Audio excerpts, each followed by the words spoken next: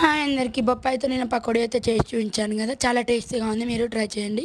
ఈరోజు అదే సగం బొప్పాయి ఉంటే దాంతో ఆలు ఫ్రై చేసేట్టు చేశాను, చాలా బాగుంటుంది. ఆలు వాటం అది ఇదని తినకుండా ఉంటారు కదా, ఇలా ట్రై చేయండి మీరు కూడా. నూనె వేసి శనగపప్పు మినప్పప్పు ఆవాలు జీలకర్ర వేసి పచ్చిమిర్చి వేసుకొని బాగా వేగాక బొప్పాయి వేయాలి. చాలా టేస్టీగా ఉంటుంది ఫ్రై అయితే.